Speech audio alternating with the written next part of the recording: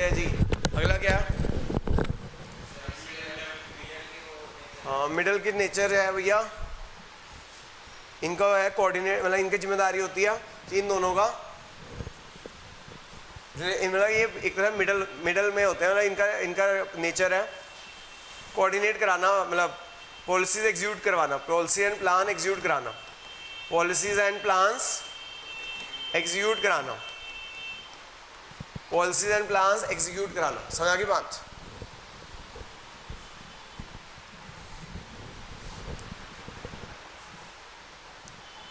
आगे चलते हैं। नेक्स्ट क्या है? हाँ जी, अपने कोऑर्डिनेशन एक कोऑर्डिनेशन रह गया और एक वो रह गया फंक्शंस। ये चैप्टर खत्म हो जाएगा है।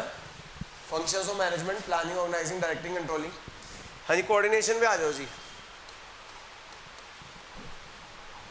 कोऑर्डिनेशन का मतलब क्या होता है?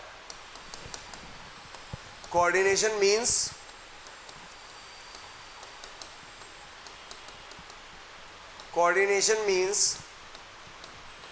bringing together, coordination means bringing together all the activities, coordination means bringing together all the activities and resources, all the activities and resources of the organization, bringing together all the activities and resources, bringing together all the activities and resources of the organization,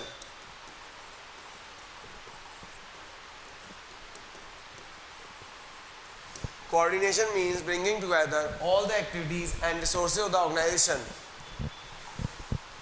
to achieve the organization goals, to achieve the organization goals and maintain harmony in them. Coordination क्या होती है? जो सारी जितने भी activities है, resources होता है, ब्रिंगिंग टुगेदर, उनको एक साथ लेकर आना, जिससे कि हम अपने organisation goals, to achieve the organisation goals and maintain harmony in them, and maintain harmony in them, जिससे उनमें हार्मोनी रहे, पीस रहे। ठीक है जी। तो कोऑर्डिनेशन का क्या मतलब होता है? Bringing together all the activities and resources of the organisation to achieve the organisation goals and maintain harmony in them, ताकि शांति रहे। उसके बाद क्या हो रहा है? Features of coordination. अगर हम फीचर्स ऑफ कोऑर्डिनेशन की बात करें, features of coordination, feature of coordination क्या होती है? प्राइज्ड। क्या होती है? प्राइज्ड।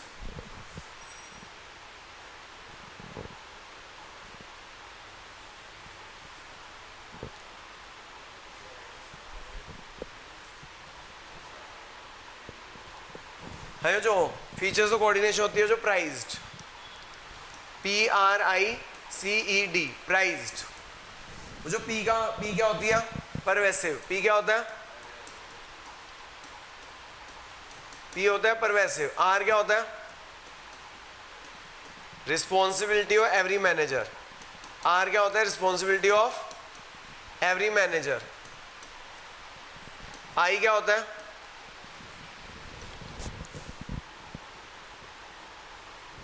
I क्या होता है? Integrate group efforts.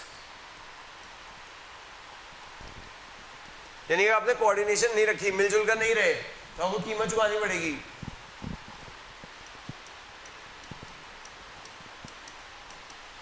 C क्या? कंटिन्यूअस। E क्या? Ensure unity of action, ensure unity of action. D क्या? डेलिब्रेट। तो जो ये है आपका प्राइस PRICED,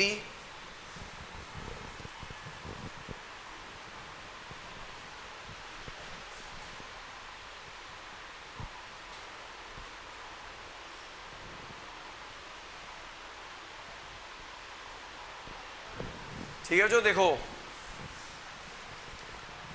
पी क्या है बेटा? परवेसिव।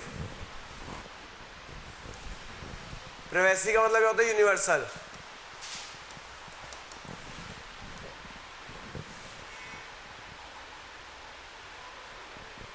हाँ, ये जो परवेसिव का मतलब होता है यूनिवर्सल, कि मैनेजमेंट क्या है? यूनिवर्सल है। मैनेजमेंट क्या है बच्चों?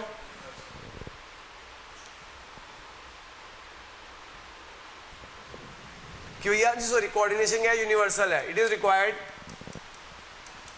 एवरीवेयर। हर किसी को चाहिए coordination. It is required everywhere, हर जगह कोऑर्डिनेशन चाहिए। इट इज रिक्वायर्ड एवरीवेयर, हर जगह कोऑर्डिनेशन चाहिए। ठीक है? Whether top level, lower level and middle level. Top level, lower level, middle level. Whether top level, lower level and middle level. Schools, hospital, सब जगह कोऑर्डिनेशन चाहिए।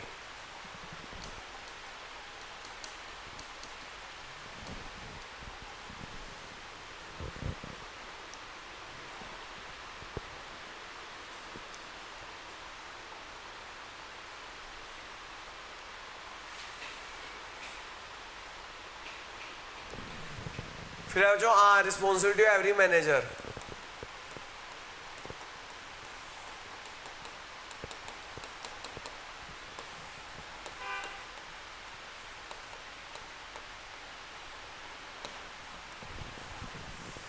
अगर हम बात करें तो रिस्पॉन्सिबिलिटी ऑफ एवरी मैनेजर की, तो ये हर मैनेजर की रिस्पॉन्सिबिलिटी है, चाहे वो टॉप लेवल हो, चाहे लोअर लेवल हो, चाहे हाँ। तो हम ये नहीं कह सकते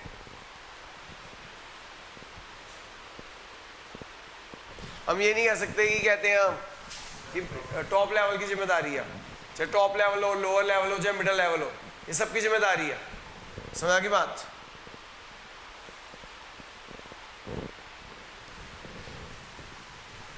अगला है जो इंटीग्रेट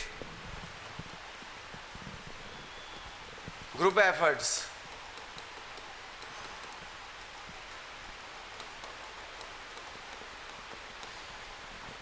जो ग्रुप किसका होता है? इंडिविजुअल्स का होता है। किसका होता है?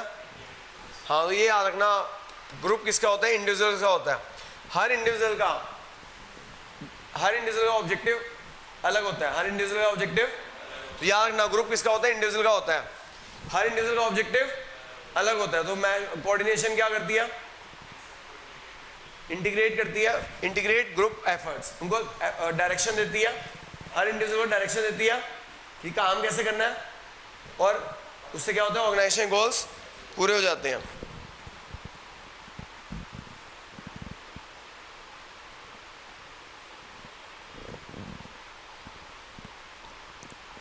समझ आ गई बच्चों बात? अगला क्या है?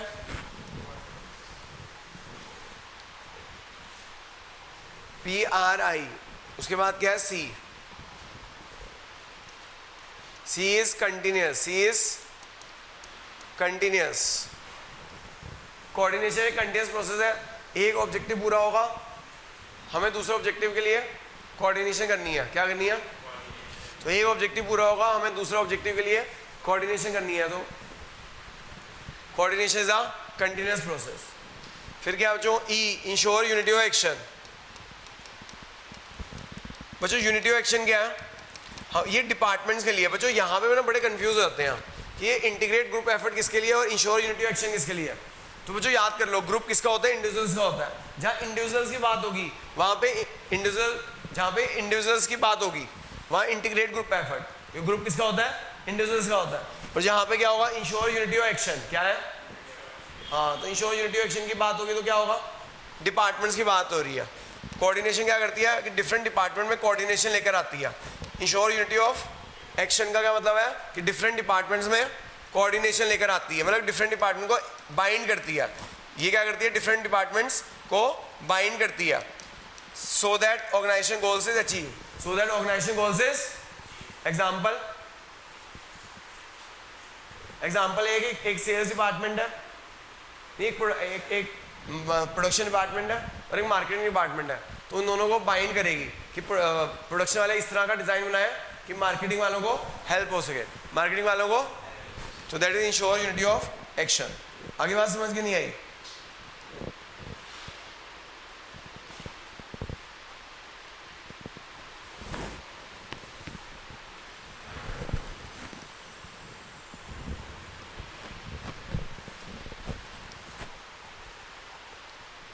ई क्या है? ई हो गया D, last D is deliberate. जो कोऑर्डिनेशन डेलिबरेट है, डेलिबरेट का मतलब विलिंगनेस है, डी इज डेलिबरेट है, डेलिबरेट मतलब विलिंगनेस से आती है कोऑर्डिनेशन, कोऑर्डिनेशन विलिंगनेस से आती है। यानी कि ये नहीं है कि जब तक दोनों पार्टी कोऑर्डिनेट नहीं करेंगी, विलिंगनेस नहीं दिखाएंगी, तब तक कोऑर्डिनेशन नहीं आ सकती। आगे बात समझ के नहीं आई?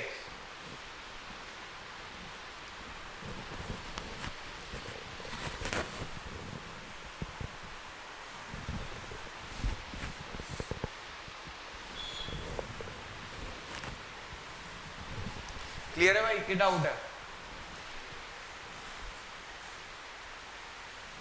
हाँ जी, जो इसमें है इंपॉर्टेंस ऑफ कोऑर्डिनेशन। अगर जो इंपॉर्टेंस ऑफ कोऑर्डिनेशन की बात करें, कोऑर्डिनेशन कब कब जरूरत पड़ेगी? इंपॉर्टेंस ऑफ कोऑर्डिनेशन, कोऑर्डिनेशन और ज़्यादा कब जरूरत पड़ेगी? कोऑर्डिनेशन की और ज़्यादा जरूरत कब कब पड़ेगी? इसके लिए SFS क्या है? SFS, एस क्या है बच्चों? Size of the organisation.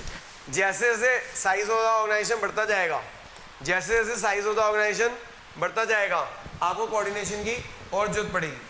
जैसे जैसे साइज ऑफ द ऑर्गेनाइजेशन बढ़ता जाएगा, आपको कोऑर्डिनेशन की और जरूरत पड़ेगी।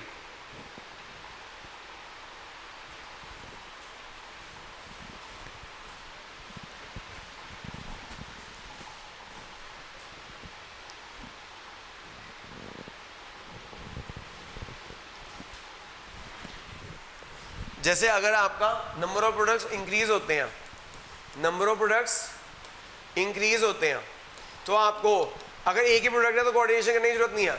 अगर नंबर ऑफ प्रोडक्ट्स बढ़ते हैं तो आपको कोऑर्डिनेशन की ज़्यादा जरूरत है। अगर आपके नंबर ऑफ कस्टमर्स बढ़ जाते हैं, क्या बढ़ जाते हैं? नंबर ऑफ कस्टमर बढ़ जाते हैं, तो आपको साइज ऑफ द ऑर्गेनाइजेशन बढ़ जाएगी, तो आपको कोऑर्डिनेशन की और जरूरत पड़ेगी। और नंबर ऑफ एम्प्लॉयज बढ़ते हैं तो कोऑर्डिनेशन की और जरूरत पड़ेगी। F क्या है? F is functional differentiation।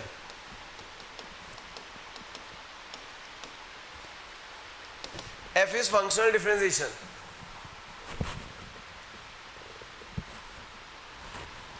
F is functional differentiation। अगर हम फंक्शनल डिफरेंशिएशन की बात करें, अगर कंपनी आप डिपार्टमेंट में डिवाइड कर रहे हो तो और ज़्यादा कोऑर्डिनेशन की जरूरत पड़ेगी। जैसे purchase department, sales department, marketing department, purchase department, marketing department, sales department, purchase department, marketing department, sales department, और कौन सा मैंने बताया? Finance department.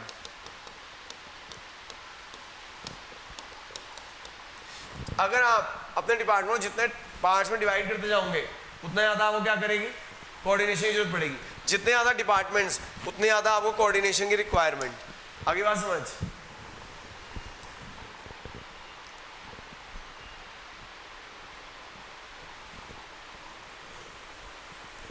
उसके बाद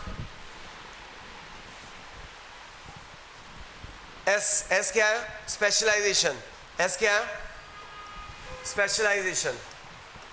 वो जो आजकल हर चीज़ का स्पेशलाइजेशन का ज़माना है। सीए अकाउंट्स के लिए रखे जाते हैं, अकाउंट्स के लिए, फाइनेंस के लिए सीए रखे जाते हैं, आईटी के लिए आईटी एक्सपर्ट रखे जाते हैं।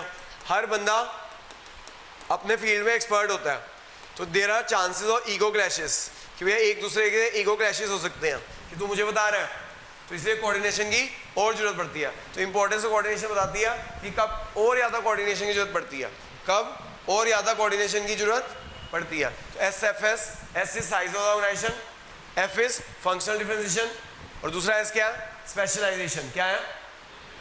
आगे बात समझ? तो अगर आपका साइजेस ऑफ प्रोडक्ट बढ़ते हैं, नंबर ऑफ प्रोडक्ट्स बढ़ते हैं, नंबर ऑफ कस्टमर बढ़ते हैं, नंबर ऑफ एम्प्लॉइज बढ़ते हैं, तो आपको कोऑर्डिनेशन की और जरूरत पड़ेगी। Functional department, functional differentiation, purchase department, marketing department, sales department और फाइनेंस डिपार्टमेंट, जितने ज़्यादा डिपार्टमेंट डिवाइड करते हो आपको उसमें जरूरत पड़ती है। And last specialisation. आगे बात समझ के नहीं आई?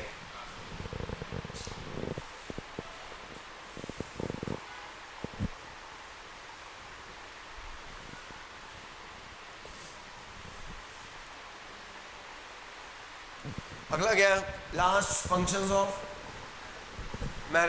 ऑफ वो फंक्शंस किसके हैं, मैनेजमेंट के। फंक्शंस कह लो, स्टेप्स कह लो, प्रोसेस कह लो। Functions of management, steps of management और प्रोसेस ऑफ मैनेजमेंट क्या होते हैं जो इसके अंदर,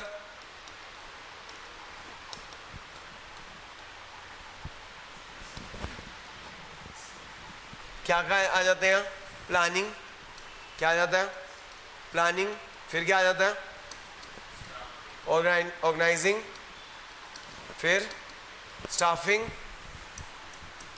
फिर क्या आ जाता है, डायरेक्टिंग, फिर क्या आ जाता है, कंट्रोलिंग। है जो ये 5 स्टेप्स होते, 1 2 3 4 5 स्टेप्स है किसके, फंक्शन ऑफ मैनेजमेंट के। स्टेप्स कह लो, प्रोसेस कह लो। प्लानिंग में हम क्या करते हैं, डिसाइड करते हैं, हम decide in advance, decide in advance. इसके अंदर हमें डिसाइड करना होता है एडवांस में, what to do and how to do. Decide in advance, what to do and how to do, क्या करना है, कैसे करना है।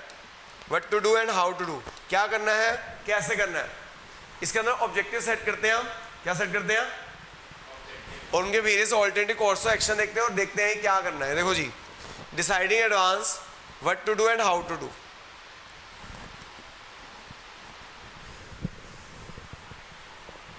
यहां पे जो डिसाइडिंग एडवांस होता है,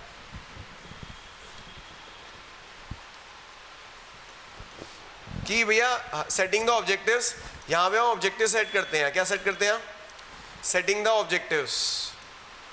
फिर क्या करते हैं, selecting the best alternative, selecting the best alternative, setting the objective, और उसके बाद evaluation of alternative, evaluation of alternative,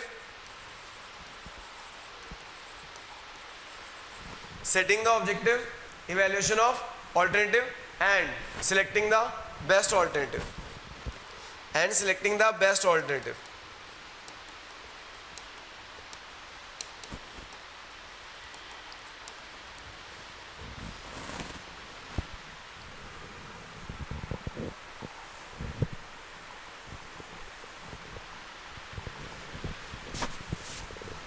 अगर हम बात करें ऑर्गेनाइजिंग की, ऑर्गेनाइजिंग क्या है कि हमने यहाँ पे डिसाइड कर लिया क्या करना है, जो करना है उसके लिए क्या करना है, यहाँ पे रिसोर्सेज अरेंज करना, to provide the business what is required to do the business, to provide the business, business को प्रोवाइड करना, to provide the business what is required for the business, जो जरूरत है ना बिजनेस को वो देना,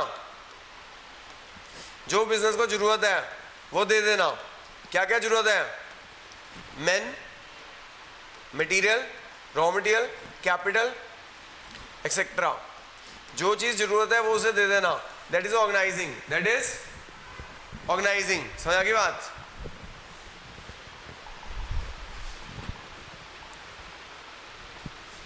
उसके बाद स्टाफिंग, स्टाफिंग क्या,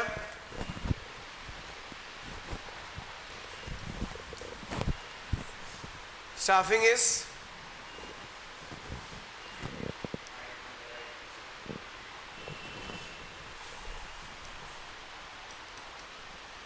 staffing is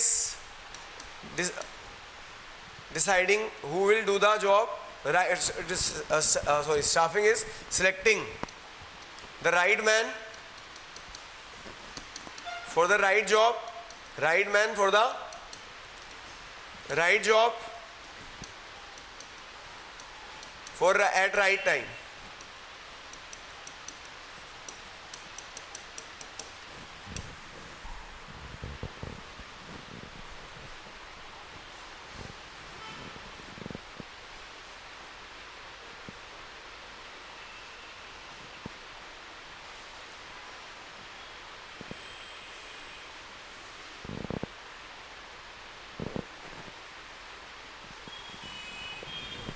फिर क्या जो प्लानिंग ऑर्गेनाइजिंग स्टाफिंग के बाद क्या, डायरेक्टिंग, डायरेक्टिंग क्या, डायरेक्टिंग के बाद क्या है? कंट्रोलिंग। क्या है?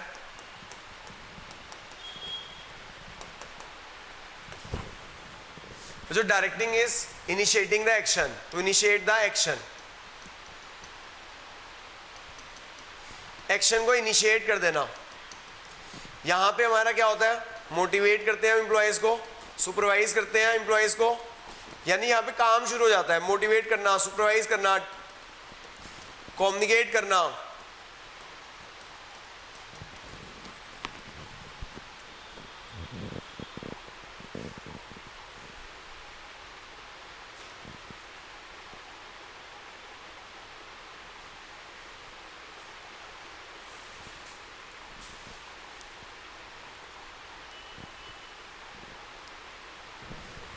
ठीक है, जो ये यानी कि डायरेक्टिव में हम इनिशिएट करते हैं एक्शन, इसके अंदर सब आ जाता है motivation, supervision, communication and controlling. जो लास्ट स्टेप है कंट्रोलिंग।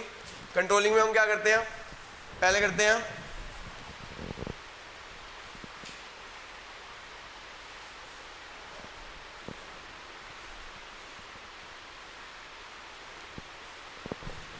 हम यहाँ पे स्टैंडर्ड एस्टेब्लिश करते हैं। एस्टेब्लिशिंग द स्टैंडर्ड्स कि हम बनाते हैं कि स्टैंडर्ड डेवलप किए कि भाई कितने यूनिट्स बनेंगे। एस्टेब्लिशिंग द स्टैंडर्ड 1000 यूनिट्स बनेंगे। उसके बाद एक्चुअल परफॉर्मेंस देखना, एक्चुअल परफॉर्मेंस को मेजर करना, एक्चुअल परफॉर्मेंस को मेजर करना कि हमारे एक्चुअल कितने बने 800 यूनिट्स। फिर कंपेयर करना, फिर क्या करते हैं जो हम compare actual performance with standard, compare actual performance with standard. हम एक्चुअल परफॉर्मेंस को स्टैंडर्ड परफॉर्मेंस के साथ मेजर करते हैं। 1000 को 800 से कंपेयर करना and then take corrective action if there is a deviation. Take corrective action, corrective actions लेना if there is a deviation, अगर आपकी डेविएशन है तो।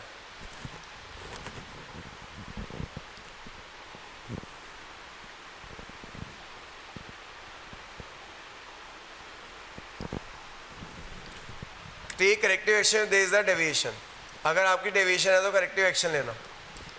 समझ आ गई जो बात? ये फंक्शंस है। तो जो ये चैप्टर मैंने खत्म करा दिया, ठीक है जी, लीव कर देना बच्चों।